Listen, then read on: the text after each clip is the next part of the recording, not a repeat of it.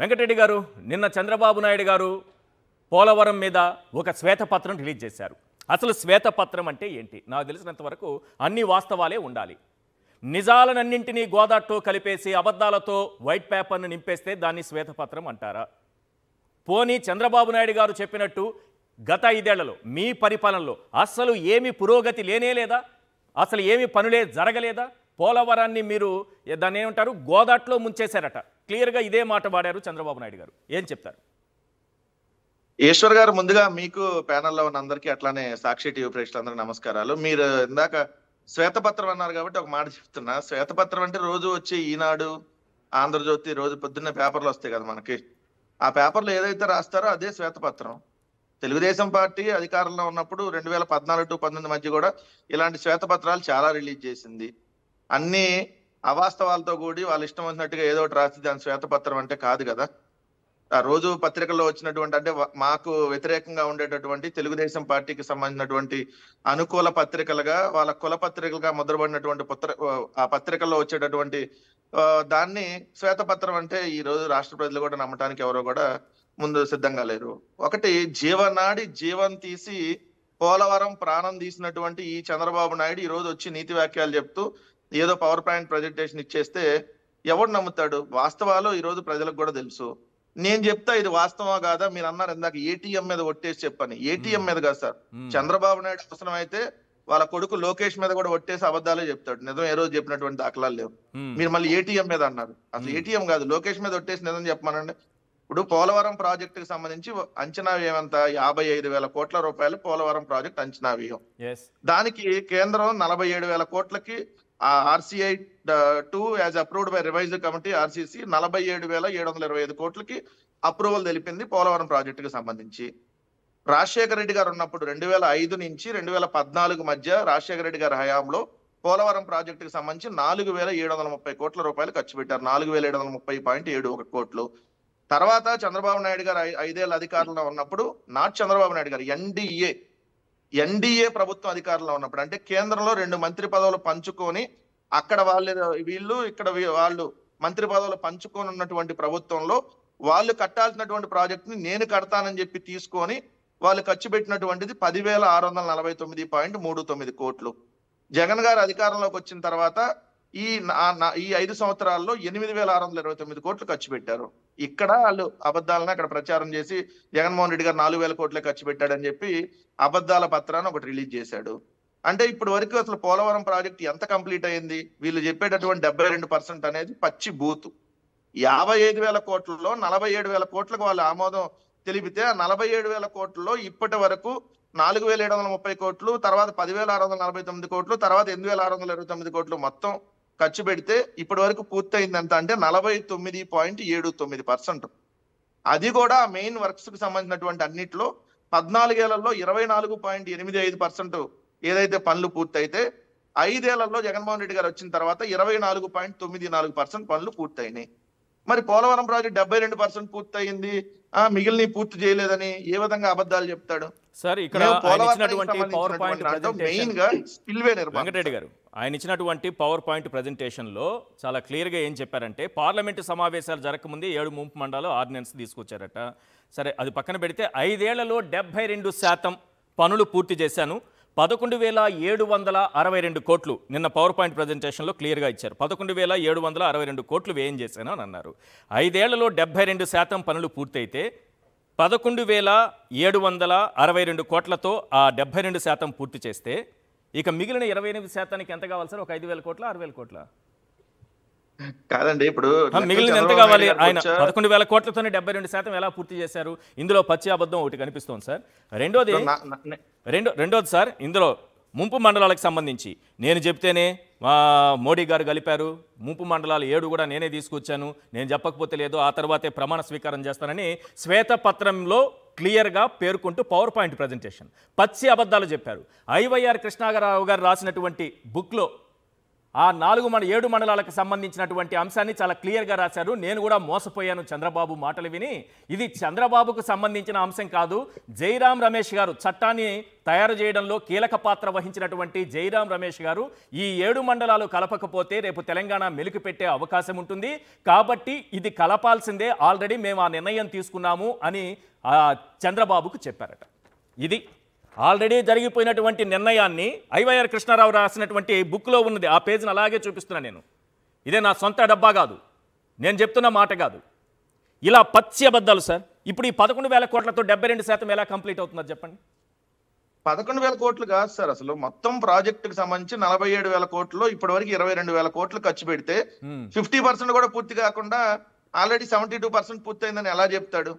కనీసం లెక్కలన్నా రావాలి కదా. ఇప్పుడు చూసేటటువంటి ప్రజలకు మనం వాస్తవాలు చెప్తున్నాం, ప్రజలు కూడా గ్రహించమని చెప్తా ఉన్నాం.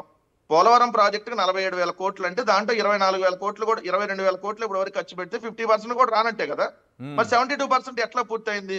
రెండో, చంద్రబాబు నాయుడు గారి హయాంలో ఏం పనులు చేశాడో తీమనండి శ్వేతపత్రం.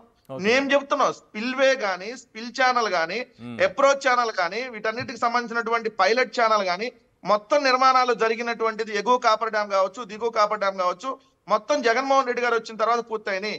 మీకు స్పిల్వే 1118 మీటర్ల పొడవు ఉంటుంది సార్. 53.32 మీటర్ల ఎత్తులో నిర్మించేటటువంటి స్పిల్వేలో 48 గేట్లు అమర్చి దాన్ని మొత్తం గోదావరి వరదని ఒకేసారి 50 లక్షల క్యూసెక్లు వచ్చినా కూడా ఒకేసారి బయటకు వెళ్ళేటట్టుగా జగన్మోహన్ రెడ్డి గారి ప్రభుత్వం వచ్చినా నిర్మించిన స్పిల్వే పూర్తిగా 48 గేట్లతో.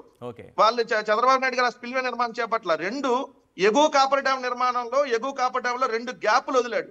ఎంత 380 మీటర్లు ఒక్క చోట, ఇంకో చోట 300 మీటర్ల గ్యాపులు వదలటం వల్ల ఏదైతే గోదావరికి వచ్చినటువంటి వరద వల్ల ఎగువ కాపర్ డ్యాము ఆ గ్యాపుల్లో నుంచి వాటర్ రావటం, దిగువ కాపర్ డ్యామ్ నిర్మాణం పూర్తి చేయకపోవడం వల్ల డయాఫ్రమ్ వాళ్ళు దెబ్బతింది. ఎప్పుడే మన డయాఫ్రమ్ వాళ్ళ నిర్మాణం ఎప్పుడు చేపట్టాలి? కాంట్రాక్టుల కక్కుర్తి కోసం చంద్రబాబు నాయుడు చేసినటువంటి ఆ పని వల్ల ఏదైతే స్పిల్వే పూర్తి కాకుండా అప్రోచ్ ఛానల్, స్పిల్ ఛానల్, ఎగువ కాపర్ డ్యాము, దిగువ కాపర్ డ్యామ్ ఇవన్నీ పూర్తయినాక మెయిన్ డ్యామ్ ఈసీఆర్ఎఫ్ డ్యామ్ అంటారు. ఆ ఈసీఆర్ఎఫ్ డ్యామ్ లో పునాది ఎప్పుడు వేయాలి? ఎగువ కాపర్ డ్యామ్ పూర్తయినాక, దిగువ కాపర్ డ్యామ్ పూర్తయినాక నిర్మాణం చేపట్టాలి. కానీ ఎగువ కాపర్ డ్యామ్ లో గ్యాప్లు వదిలాడు, పూర్తి చేయలేదు. దిగువ కాపర్ డ్యామ్ అసలు నిర్మాణం వరకు కింద అట్ట పునాది తీసి వదిలేశారు. చేయటం వల్ల గోదావరికి వచ్చేటటువంటి వరదలో ఎగువ కాపర్ డ్యామ్ లో నుంచి గ్యాపుల వల్ల యువతల మన స్పిల్వే పూర్తి కాలేదు. ఆ స్పిల్వే నుంచి వచ్చి వెనకని మళ్ళీ తన్నిది కదా, దిగువ కాపర్ డ్యామ్ లేదు కాబట్టి వెనక నుంచి వచ్చి తంతం, ముందు నుంచి వచ్చి 2 తంతం వల్ల ఏదైతే మెయిన్ డ్యామ్ కు సంబంధించినటువంటి పునాది డయాఫ్రమ్ వాళ్ళు దెబ్బతింది. ఇది బేసిక్ పాయింట్ మర్చి ఈ రోజు ఇష్టం వచ్చినట్టుగా చంద్రబాబు నాయుడు గారు నేను పూర్తి చేసే, ఏంటి మీరు పూర్తి చేసింది? కనీసం పవర్ హౌస్ లకు సంబంధించినటువంటి కొండలు తవ్వలేదు సార్. ఆడ కొండ ఉంటదా, దాన్ని పవర్ హౌస్ నిర్మించాలంటే మనం జల విద్యుత్ కేంద్రం అంటాం దాన్ని. పోలవరానికి సంబంధించినటువంటి ఆ జల విద్యుత్ కేంద్రం అది 960 మెగావాట్ల సామర్థ్యంతో నిర్మిస్తాం. దాన్ని మొత్తం కొండను తొలిచి పనులు చేయాలి. అక్కడ కేవలం 25% పనులు చేశారు. మేము వచ్చిన తర్వాత 75% పనులు పూర్తి చేసి 12 ప్రెజర్ టన్నల్స్ ని మేము వచ్చిన తర్వాత చేసి ఆ టర్బైనల్స్ ఏదైతే అమర్చాలో ఆ టర్బైనల్స్ అమర్చేటట్టు BHEL కి అప్పచెప్పాం. మీరు ఒకసారి వెళ్ళి గూగుల్లో కూడా చెక్ చేసుకోవచ్చు. 2019 ఎలా ఉంది, 2019 తర్వాత 22 దాకా ఏ విధంగా పనులు జరిగినాయి. తర్వాత డయాఫ్రామ్ వాళ్ళు దెబ్బతింటం వల్ల కేంద్ర హైడ్రాలిక్ కార్పొరేషన్ వచ్చి దాన్ని మొత్తం పరిశీలించి కొత్త డయాఫ్రామ్ వాళ్ళు నిర్మించాలా, లేదంటే పాత డయాఫ్రామ్ వాళ్ళకి ప్యారలాల్ గా దాని ఒక యు ఆకారంలో దానికి అటాచ్ చేస్తూ ఇంకోటి నిర్మించాలనే దాని మీద దాదాపుగా సంవత్సరంన్నర పాటు దానికి సంబంధించినటువంటి ఇది నడిచి పోలవరం ప్రాజెక్ట్ అనేది లేట్ అయింది. అది కేవలం చంద్రబాబు నాయుడు గారి తప్పిదం వల్ల లేట్ అయింది.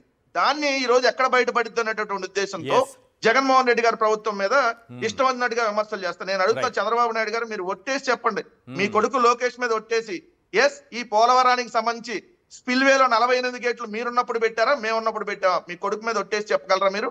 లేదంటే మీ మనవడి చెప్పగలరా? నేను ఏటీఎం మీద ఒట్టేసి చెప్పమన్నాను, అదే కరెక్ట్. ఎందుకంటే అదే అత్యంత విలువైనది. మీరు వాళ్ళ కొడుకుల మీద ఒట్టేసి ఆయన నిజం చెప్పండి సార్. మళ్ళీ మీరు డబ్బుల మీద ఒట్టేసి వ్యక్తుల మీద ఎందుకు సార్? ఎందుకు వాళ్ళ మీద ఎందుకు చెబుతాడు సార్ ఆయన? కుటుంబ సభ్యుల మీద ఎందుకు చెబుతాడు? రాజకీయం కోసం ఎంతకైనా దిగజారిపోయే మనిషి. నేను క్లియర్ గా అడుగుతున్నాను, దీని మీద ఓపెన్ ఛాలెంజ్ కి ఏ తెలుగుదేశం పార్టీ నాయకుడైనా వస్తాడు? అప్రోచ్ ఛానల్ లో 2.1 కిలోమీటర్ల పొడవున అప్రోచ్ ఛానల్ నిర్మించింది మేము. స్పిల్వే ఛానల్ పనులు 2.92 కిలోమీటర్లు మేం చేసాం. పైలట్ ఛానల్ 1000 మీటర్ల పొడవున మేం పూర్తి చేసి 2021 జూన్ 11న గోదావరి ప్రవాహాన్ని మళ్లించింది మేము. పునరావాసానికి సంబంధించి 1670 కోట్లతో 8446 కుటుంబాలకి పునరావాసం కల్పించింది జగన్మోహన్ రెడ్డి గారి ప్రభుత్వంలో. ఏదైతే ఆ డ్యామ్ అంటే ఈసీఆర్ఎఫ్ డ్యామ్ లో ఉన్నటువంటి డయాఫ్రమ్ వాళ్ళు కానీ దెబ్బ తినకపోతే పోలవరం ప్రాజెక్ట్ అనేది జగన్మోహన్ రెడ్డి గారి హయాంలోనే కంప్లీట్ అయ్యేది. ఈ రోజు కూడా ఒక దుష్ప్రచారం.